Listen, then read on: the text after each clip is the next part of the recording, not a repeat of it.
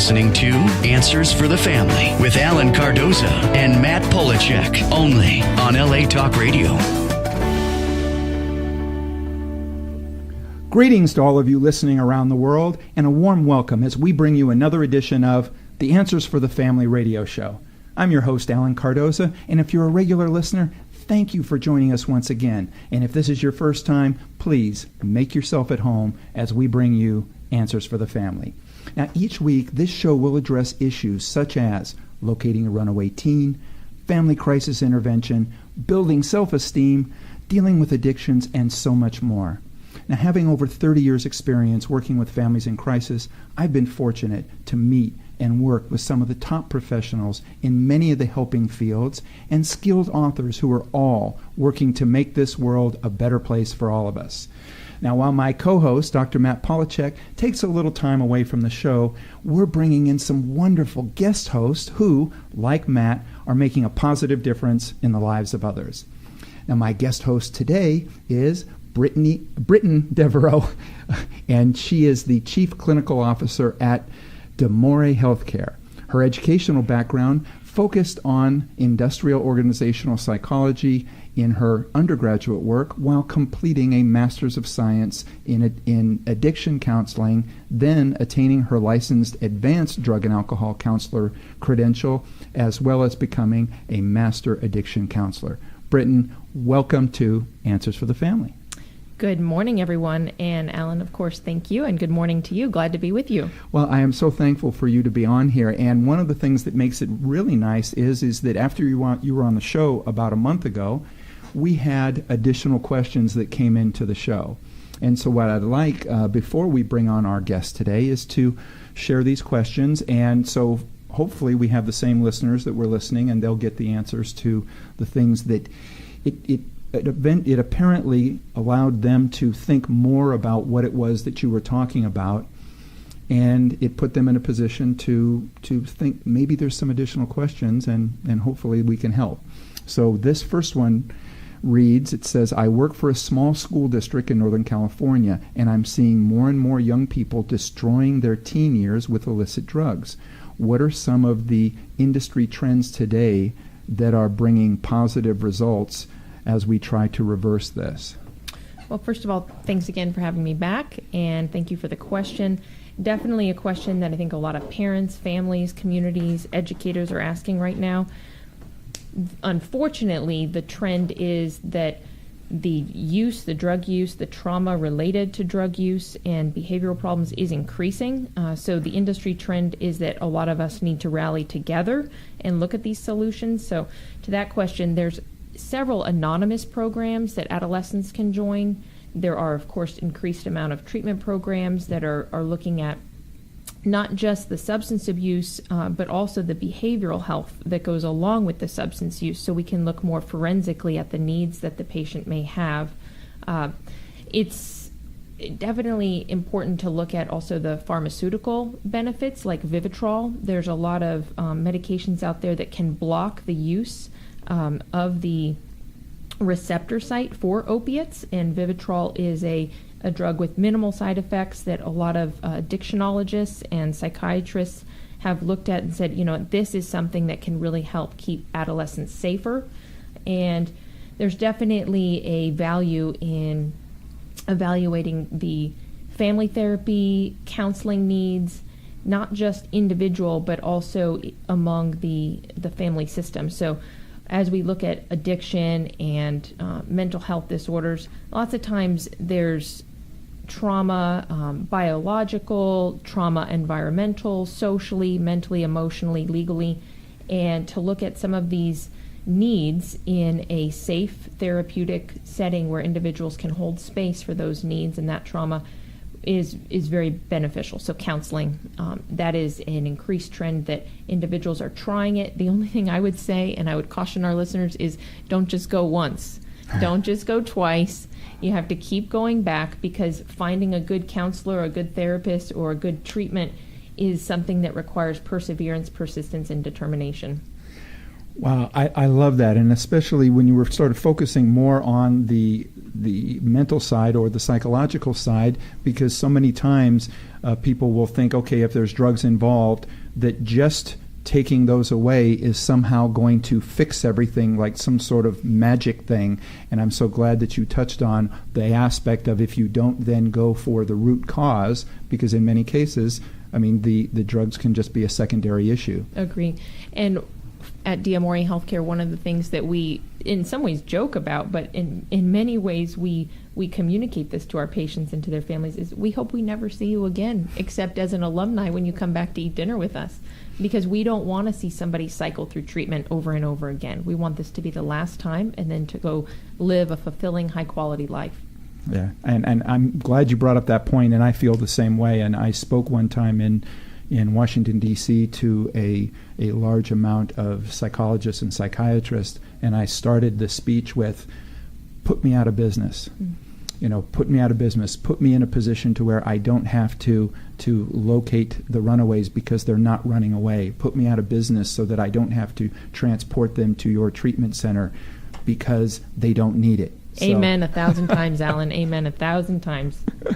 So, okay, and we have another question that came in. This one reads, it says, my daughter is 7.5 years old and is refusing mental health treatment for her bipolar disorder. I feel as though I have a very limited amount of time to get help for her. What are some short-term decisions or therapies I can get her into that would make the best long-term impact? I love the question, because short-term decisions, when it comes to behavioral health, absolutely have a long-term impact if they're sustained, if we're consistent with those short-term decisions. And that's what we talk about, whether it's at Diamore or in anonymous communities or Celebrate Recovery. We talk about this idea that we repeat the same thing over and over to learn our own gracious redundancy unto ourselves and then unto others, this self-compassion. Short-term decisions would look like therapy, would look like counseling, but it would look like inviting a hobby into your daughter's life. So she's 17 and she's probably got a lot of questions about life. She's got a lot of questions about who she is and where she's going. Does she matter? What's her purpose? And what I would say is if she's looking at this through a lens of a mental health disorder, there's going to be distortions. There's going to be irrational beliefs. There's going to be a loss of self-worth and definitely a low sense of self-efficacy. What a hobby can do is work between biology, the social community, spirituality, and one's emotional status to help build up their purpose and practice living life. And the trauma of everyday life is something that we all face, but definitely a 17-year-old with bipolar disorder is facing that trauma. She deserves compassion and the consistency of investing in a hobby. I would invite yourself to that hobby with her as regularly as you can, and then give her space to independently practice that hobby. And definitely, again, I want to go back to counseling. It's something that we can't emphasize enough. We live in a culture of fast and more. And in a culture of fast and more, it's difficult to find anything that has real value or meaning. And in counseling or therapy settings, we find value, one, for ourselves, and then therefore for our relationships. We learn about respect of self and respect of others, and we learn how to communicate that in those meaningful interpersonal relationships. She's just barely scratched the surface of that at 17, especially with a lens of a mental health disorder. So a short-term decision would look like making an appointment with her and giving her options around who she sees, who she continues to see, giving her options around a hobby, and then, of course, spending time with her social community. So she needs that time, and evaluating that social community for safety and for risk. So it's easy for us to say, so glad you're with friends today, but definitely ask more questions and show engagement, because what she'll remember in the years to come is that you asked questions, that you were involved, and she'll remember that you took that time. And that's really what you're looking at. Those short-term decisions will make a big difference over time. Wow, thank you. Such wise advice. And thank you for sending in the question. And I appreciate, even when it's after the show, In most cases, we would get that question and forward it directly to Britten or whoever the guest was at that time. In this case, because I knew Britten was coming back on, I thought it was such a powerful question that it made more sense to have the answer that goes out to everybody rather than just contacting the one person and answering it for them. So thank you for that. Now, our topic today, and I know that as a kid, one of the things that I enjoyed was going to the zoo. I thought that was one of the best things that we could do. And as a kid, going there and seeing the animals, and especially the more exotic ones, was something that we really look forward to. Well, our topic today is more than just a visit to the zoo. It's a wildlife rescue sanctuaries that present excellent children's educational programs.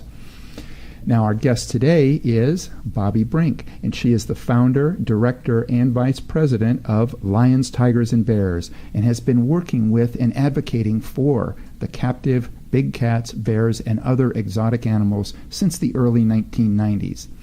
Now, Bobbi began her personal involvement with these efforts after witnessing the abuses and neglect inflicted upon captive animals that are victimized by the exotic animal trade.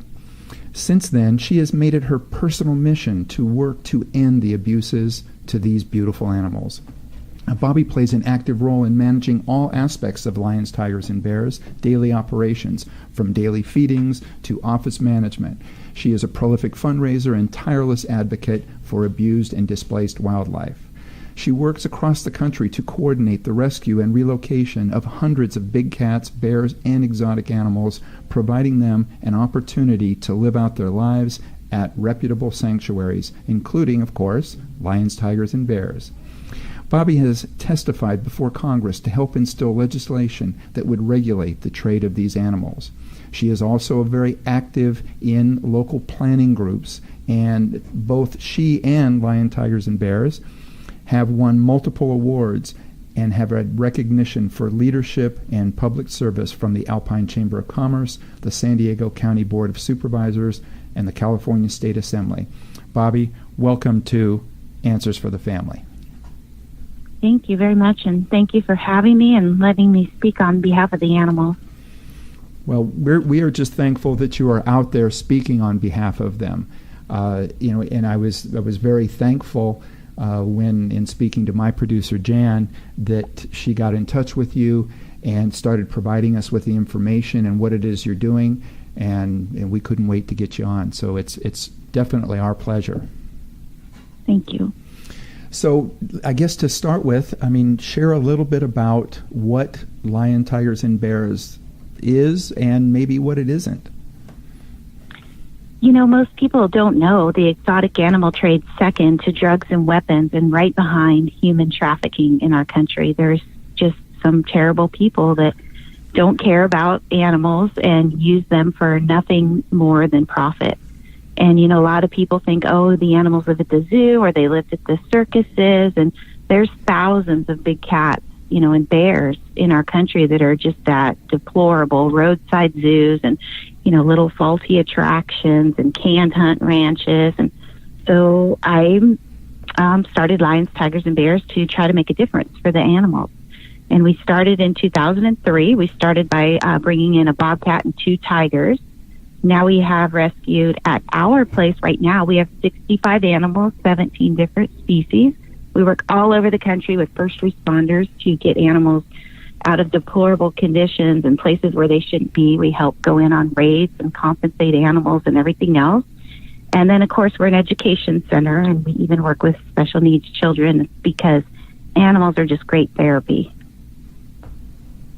Bobbi, I was so intrigued as I started to look at your Instagram and your website and really get familiar with Lions, Tigers, and Bears. And one of the things that struck me is that it's not only a safe haven, not only is it a sanctuary, but you provide comfort for these exotic animals that have been abused and abandoned. Tell us a little bit about what that comfort looks like and how you're unique in the way that you provide for these animals. Well, we like to say they go from rags to riches. So we take some of these animals from some of the most disgusting places you can imagine and bring them to Lions, Tigers, and Bears where they have space, and room to move around. And a lot of times for the bears and the tigers, it could be their first time on dirt, or their first time to look up at the sky, or even the sky without a cage above them. Or like for a tiger and a bear who loves to go in the water every day, it could be their first time to, put their whole body in water.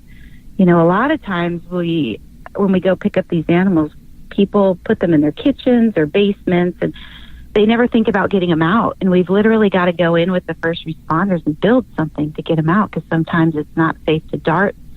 The cage could come apart that they're in or something like that, and then we'll bring them home. And a lot of times they're afraid of space, so we just have to give a lot of TLC, a lot of medical attention. Sometimes they've never seen a vet, or a lot of times with the big cats and bears, they need dental work. They've never seen a dentist, and we're just super patient until they get used to space and lots of TLC, and then they finally get to live like a lion and tiger should live, or a bear, the best that we can do by having them in captivity. Bobbi, so Go ahead. Go ahead. Sorry. Our big cats, we have them set up where they can rotate. So they're not even in the same habitats every day, and then they get to smell each other's smells, and there's new things, and they don't get bored. But we can't rescue all the animals, so there needs to be change. And so in that breath, we work on legislation and being their voice, and this is where you can help by writing letters to your constituents when we need help and things like that, in hope that we get change. And Bobbi, what you're describing sounds so much like what we do in healthcare, in the sense that we have to establish trust first with the patient in order to actually see the patient experience healing and recovery and change and be able to reach their goals. And a goal for a lion is not that much different than a goal that you and I may have. And when I think about the different details of what you're sharing with us, my interest is in how do you see them change as they're developing trust with you and with your coworkers?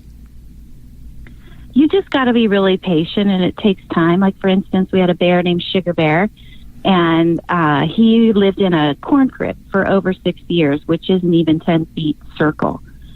So when we were working on the rescue, there was 30 animals on the property, and we moved him last because he was coming back with us. And he was in the front of the hauler that we brought across the country, which is like a 6x6 cage for him to come across the country. And he was happy as could be back there. Open up the door and we would feed him, and he had no stress. And we brought him home and we put him in a small quarantine cage, because every animal has to go through quarantine, like a 15 by 12, and he did fine. But then when we took him, when it was time after all of his medical testing, to take him out to the 3-acre habitat, and we put him in a bedroom, a small bedroom, because they all each have their own individual bedroom. He was fine. But when we opened the door of the bedroom, and it was like the door to freedom, he was scared to death to step out. He would look out, but then he would come back and start pacing. So you just got to be really patient. Open the door an hour a day, bump it up where you open the door 2 hours a day, till you work up to the doors open 24 hours. And then as the doors open 24 hours, one day we just worked out, and he's sticking his foot out and touching the dirt. So first time he's ever touched dirt.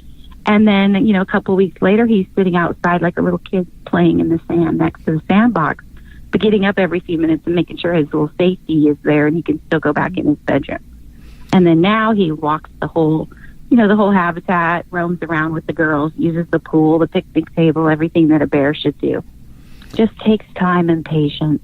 And Bobbi, I love the fact there is such this interaction between humans and animals, and I know that also in working with at-risk youth, that's one of the things that has had an incredible amount of success, be it with horses or with dogs or a variety of different animals. I know a program up in Utah that uses llamas.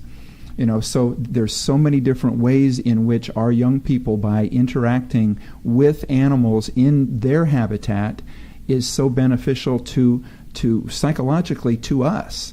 So I love the fact that you have the animals there, that you bring at-risk youth or developmentally disabled youth or anybody up there to be able to see them in their own habitat. I think that's probably bringing as much value to them as it is the animals themselves. Oh, it sure does. We've had so many kids, like even troubled teens, that come out and they don't talk, and they're here because they have to be. But by the end of their month, they're smiling, and they have a purpose, and it's pretty interesting to watch. And we've had some kids that are blind, and it's amazing. They can't see the animals, but they can tell they're there, and it's just this form of communication, and it works. It works. The animals are much smarter than us, I always feel, and they have a way of talking to us without a voice if you have the time to listen. And share a little bit about the difference between prey animals and how they relate to humans versus animals that are known more as predators.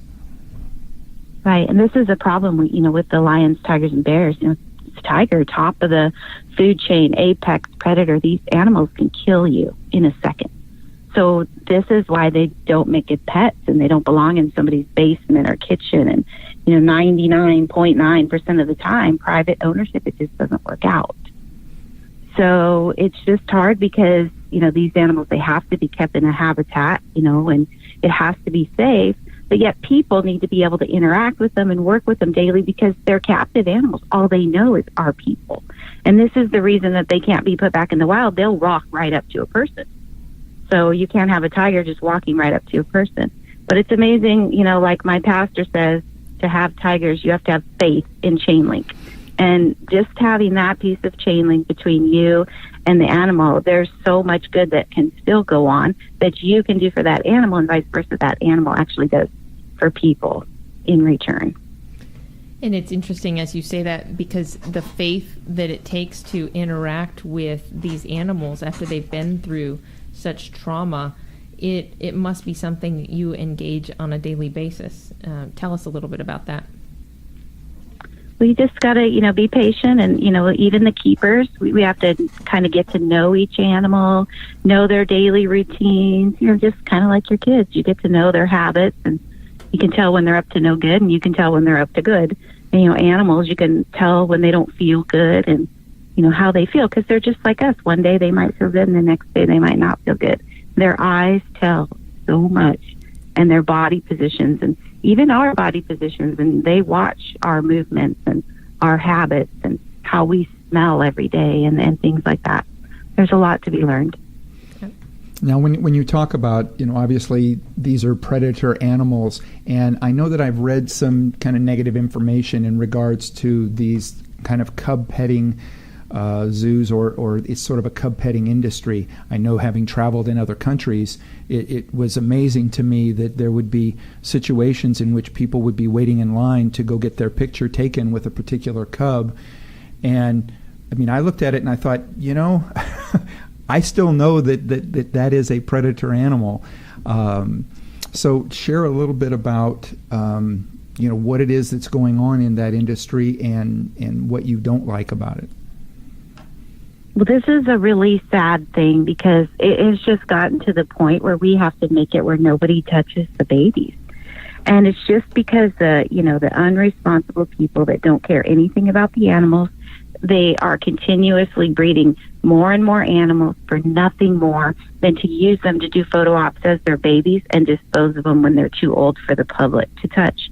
So in our country, the federal law is that from the time the animal's 8 weeks old to 12 weeks old, that's when it's legal to have your photo taken with a cub. So for them to run their business, they have to continuously have babies so you can hold, touch, and have your picture taken. There is not one legitimate organization in our country that does the photo ops. So please don't do it, because these places will have signs up that say it's conservation. The only reason they're letting you touch the baby, they're rescuing it or to save a species. Please be careful, because a lot of times these cubs are disappearing. We don't know where they go, or they're just thrown into a small cage and they just live out their life in misery. Well, I think you just answered. I think you just answered my next question, which I was going to say. So, if they're only allowed to have pictures with them until 12 weeks, what happens to them after that? So 4 weeks of their life, it's legal, and a tiger will live 20 years. A bear can live over 30 years. They just disappear. We don't know where they go. They just end up in a small cage with other animals, or they become a breeder. As I can't tell you how many facilities I've been in where there's 10 by 10s is what they'll keep the tigers or lions in to breed. Nothing more than to pull the babies before their eyes are even all the way open. The mama comes back into heat and the baby goes out to do photo ops. It's not what a tiger or lion was meant to be. No, not at all. It's just cruel. It's just cruel. Now we know that yours is an accredited sanctuary. What is the difference between an accredited sanctuary and a non-accredited sanctuary? So even if you're on vacation and you're, driving around and you see a roadside zoo, please check and see if they're accredited before you even frequent that place. It's so easy to do. There's two bodies that accredit. It's Global Federal Association of Sanctuaries and American Sanctuary Association. And if you forget, you can always call us or look on our website.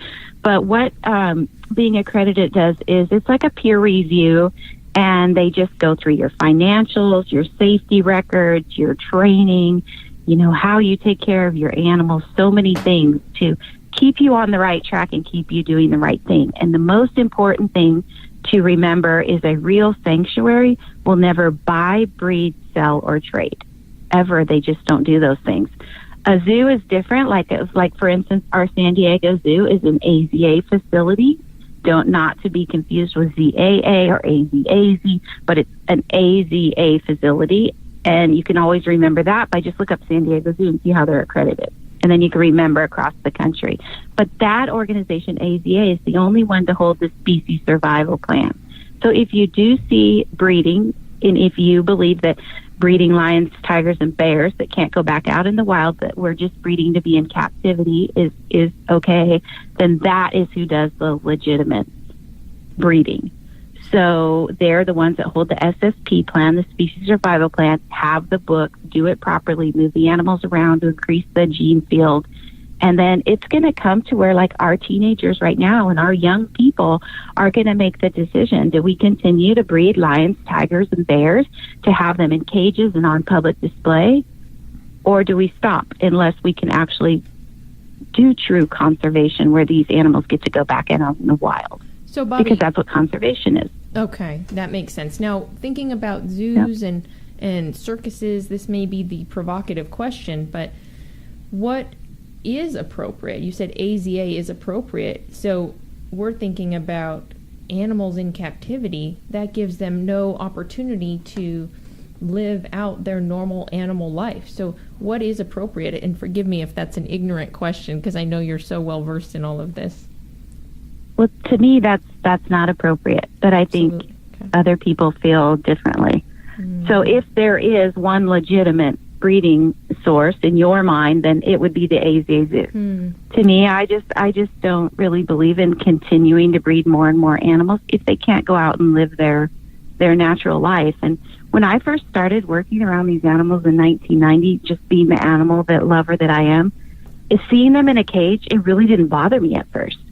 And I just would do anything on this God's green earth to work around the animals.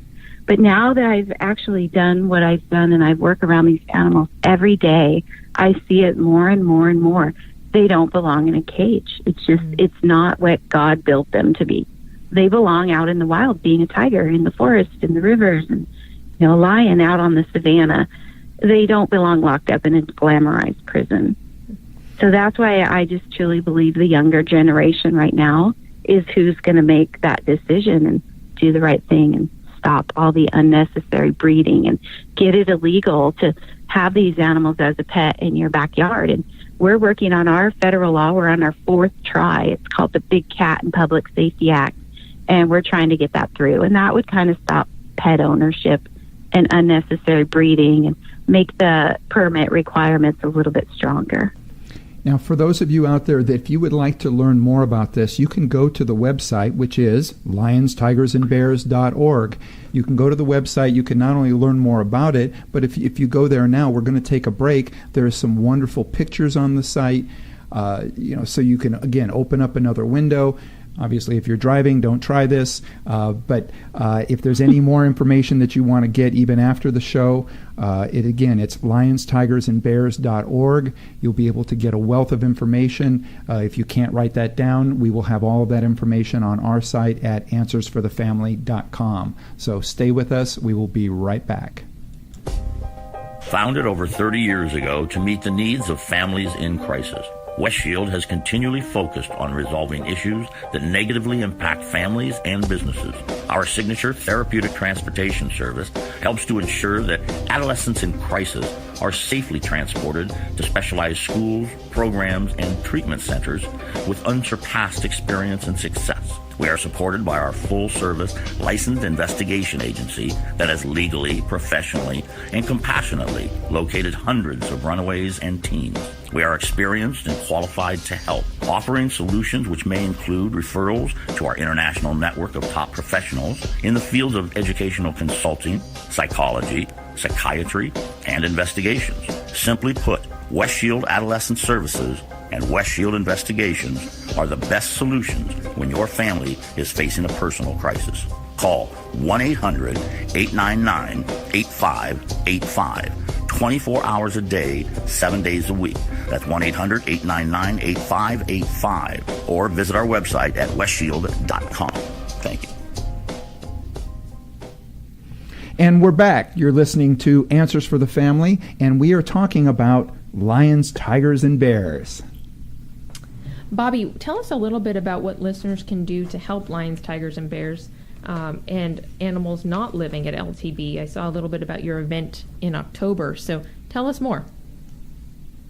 Well, there's so many things, definitely donations. We completely survive on donations. That's what helps us to not only support our animals, but go across the country and help more.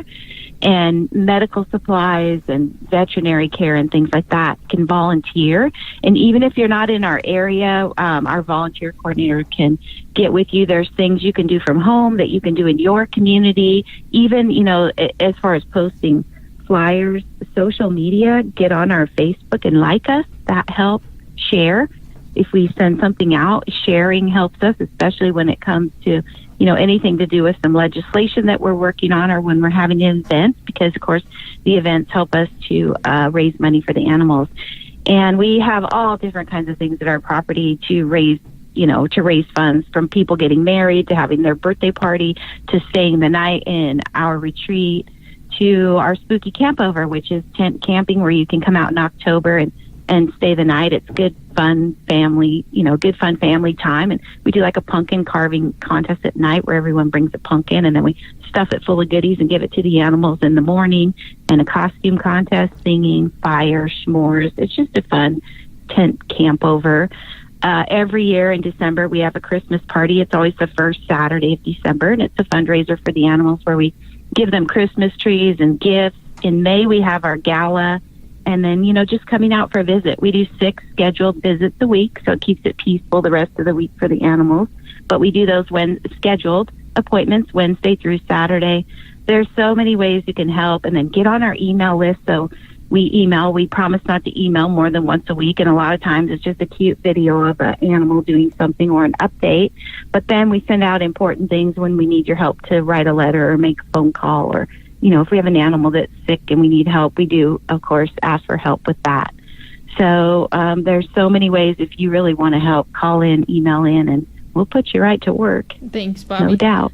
Absolutely. Sounds like there's a lot of ways that we can help. And I was on your Instagram at lions, tigers, _and bears, and I saw some really cute posts. And one of the first things that came to my mind is, this has got to be extremely expensive to maintain the cost of this facility. I know you have the retreat and you have events that we can participate in, but can you give us an idea of what an average day, what the cost is, or can you give us any way to conceptualize how we can take that next step to help you guys?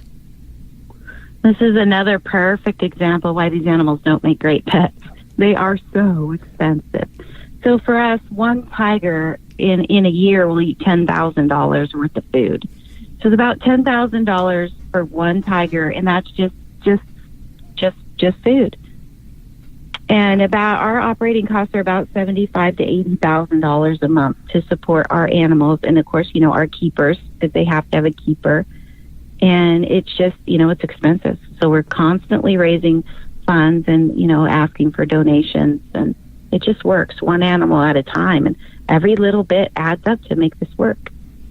Absolutely. Your calculation there of $10,000 a year, it sounds a little bit like those of us that live in the LA area with our costs of living, right? When you think about how much it costs to feed us on our American diet. So we definitely have opportunities to help you guys.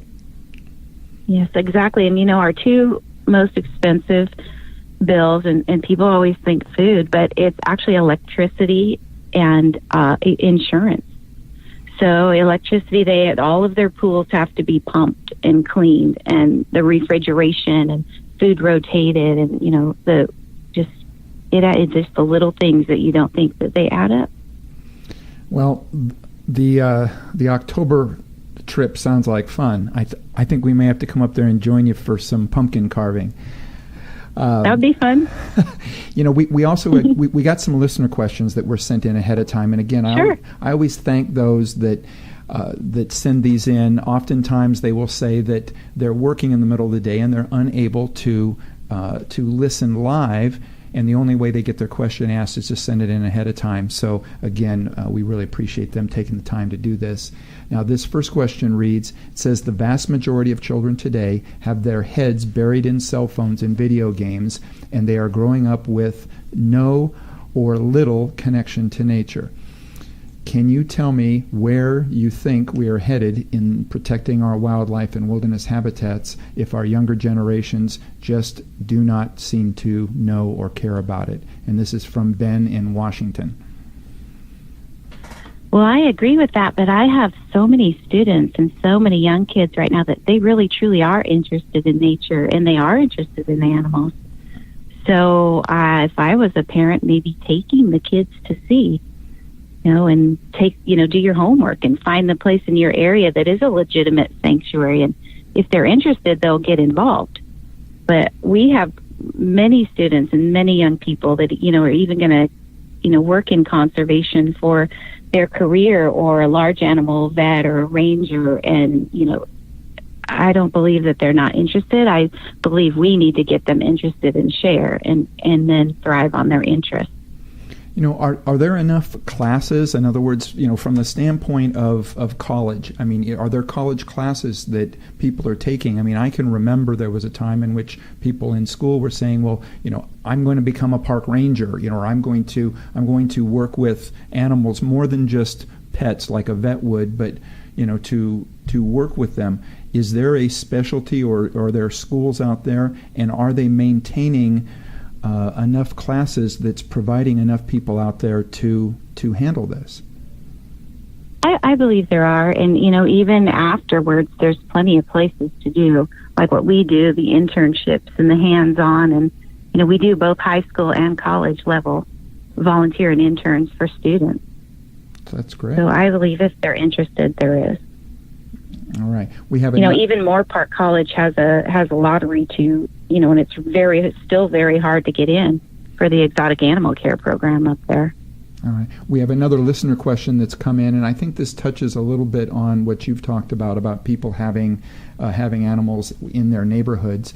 This one reads, I have a farm in western Nevada where we raise llamas. We recently found out one of our neighbors was in possession of a tiger. I went online and was shocked to learn that one of the largest populations of tigers exists not in the wild, but in captivity in the United States. Now, not confident that our neighbor has a clue what he is doing, we contacted the local authorities only to learn that Nevada was one of 6 states where it was not against the law to own a large cat like this.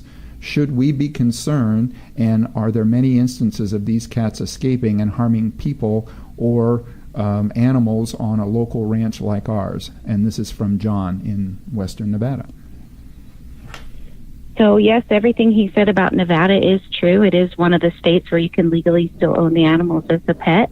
And as far as escape, they can escape, of course, but I don't think it's super, super risky. I don't know the situation. I don't know how the neighbor's cat is housed, and in order to answer that, you'd have to see that. Well, but yeah, there are more animals living in backyards than there are in the wild. There's more animals in the state of Texas than there are in the wild. There's more tigers in the state of Texas than there are in the wild, and there's more tigers in Florida than anywhere in the country. In the world. So that kind of tells you. Now, I would have never guessed that, but what is the reason that there are more there? And I'm almost afraid to say, is it because they are doing some of those organized hunts? Yes, and the photo opportunities and roadside attraction. Texas that's where I got involved in the exotics, and I was actually opening up a restaurant. And I was, in the classified ads looking for restaurant equipment, and I kept seeing these ads, and I'm from San Diego, and the ads would say lions, tigers, leopards for sale. I'm like, whoa, how did that happen? And so I went and checked it out, and sure, lady lived on 5 acres. She had 30 big cats, all breeders, and she had lions, leopards, and cougars crawling around her floor. Leopards, you could take them home today, $800, whatever. So cheaper than a good bred dog, knowing nothing, you could walk in and buy one and take it home. This was 1990. So that's how it happened. And then you could just be right down the street from you, and you wouldn't even know it unless you hear the lion. Because the lion's voice will carry. Mm-hmm. As you describe the propensity of adults to have these pets for themselves, it reminds me of that Animal Planet feature of a lion named Christian. Have you seen that, Bobbi? Yeah, and I wish they wouldn't keep playing that over and over, because the lion, it is kind of a lion trait to put their arms around you, but it's so dangerous. So dangerous, and the idea that animal remembered those adults so well, so many years down the road. It is interesting, but it definitely is a provocative look at our treatment of animals. Definitely thought-provoking. These animals, they do show passion and love, and they obviously have feelings, but they're built to kill. That's what they're made for. So you've just got to be trained to train the animals. Per se, you've got to, the people that do it, it's a full-time thing. It's not like they go to work and come, and hang out with their lion for a minute. It's a lot of work to be a trainer. There are some very good animal trainers, but just like any job with a risk, it's a risk. You see, like a lot of people, I think they just do a spur-of-the-moment decision, because who could resist a baby tiger? And they take it home and they don't really think about, oh my gosh, it's going to be 8 months eating, 8 pounds a day, and then it's going to start eating more, and it's going to cost me $50,000 to build a proper cage, and they don't really think about that till it's too late, and the animal's 80, 100 pounds, and it's going to gain 400 more pounds, and then they start getting scared. That's usually about the time we start getting the calls. And just to look even more closely at what you do, what does the average day for Bobbi look like? You wear a lot of hats. Yeah, and it could be different every day. So I'm an early riser. I'm usually up 4 to 5:30, and I work till dark. And I just focus one animal at a time and try to prioritize. And my day can be anything from out digging a trench to put in a pipe to feeding tigers to talking to you on the radio, or working with my staff to fundraise and organize the walk-in freezer. Just whatever it takes to get this job done. I don't ask my volunteers or my staff to do any job that I haven't done myself. And I work side by side. And if we're moving animals across the country, I'm the night driver, and I don't leave the animals once we have them in the hauler. I sleep in the truck and, shower at the truck stop or hotel real quick, and we're right back on the road, back and forth across the country to get the animals delivered. That's certainly dedication. Now, for those people that are planning their vacation and they think this is a great thing, and they wanted to come to the Pacific Ocean, they wanted to come out to the West Coast anyway, how can people set up a visit to lions, tigers, and bears in Alpine? They can either call the office Tuesdays through Saturdays, or just get right online on our website, www.lionstigersandbears.org, and you can book a visit right online. Super simple. And we would love to meet you and love to, share the animals and our passion and our mission with you. Now, we have another listener question, and this one ties right into that concept of coming and visiting. This one reads, as a kindergarten teacher near San Diego, California, I would love to bring my class to visit at Lions, Tigers, and Bears.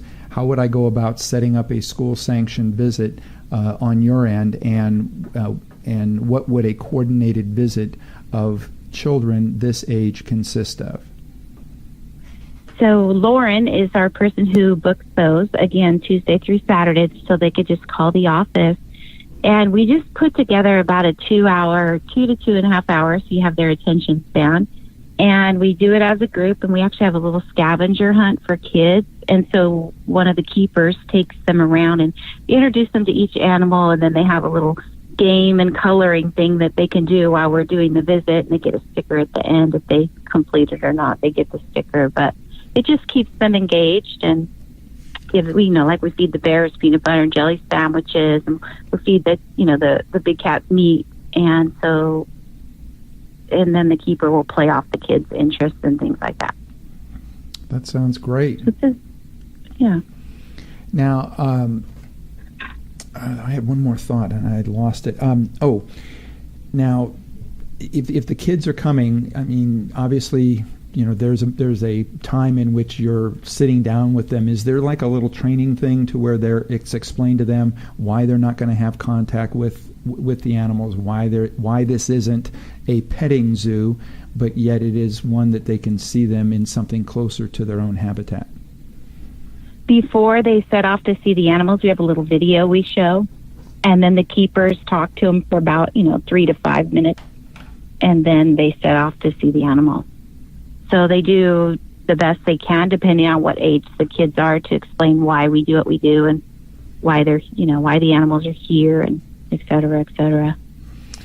So, Bobbi, first of all, I just want to thank you, and really acknowledge you for all of the great things that you're doing. And I wish that we had more time. If there was one message that you wanted to get out to everybody and have it resonate, what would that be? Please don't do the cub petting. There's nothing more that we all want to do than touch and kiss and love on a baby tiger. But, just try to picture the end result for that tiger isn't good. And just try to think of the animal and do the best thing for, that particular animal by not giving them your money. And same thing, I go on the cruise ships and go in the theater and talk to people. Please don't get off the cruise ships and do the cub petting, because it's even worse in other countries what happens to the cubs. So that would probably be my thing. And, frequent the accredited sanctuaries and accredited zoos if you're going to go to a zoo. And thank you so much for letting me talk to you about the animals. Bobbi, earlier when I asked you about building trust with the animals, I just want to acknowledge the passion that I heard in your voice. You sounded like you were smiling as you described that interaction with the animals to us. And I know that what you do is something that in many ways goes unseen, and we just want to acknowledge you today and say thank you. And we believe that there is a way to change this, and we would love to continue to talk about your efforts and do what we can to participate in that. So thank you very much. Thank you. Thank you. Yeah, and the again, animals, thank you.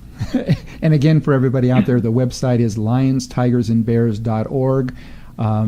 Check it out. And again, if you can't write that down right now, you can go to the Answers for the Family site. We will have all of Bobbi's information on there and a link that you can get right to them. Now, please be sure to put us on your calendar and tune in next Monday when we're joined by Ian Roberts, author of The Wonders of Language, or How to Make Noise and Influence People. And please visit our archives of past interviews at answersforthefamily.com, or subscribe to our show through iTunes, Stitcher, YouTube, or Vimeo. And if you like what you hear, please leave a review. It will help us reach more people, and it will be greatly appreciated. And the next time you're on Facebook or Twitter, please remember to stop by our page, check out some of our latest posts, and if you like them, please like us and continue to spread the word. Be good human beings, have a wonderful week, and join us again next week on Answers for the Family.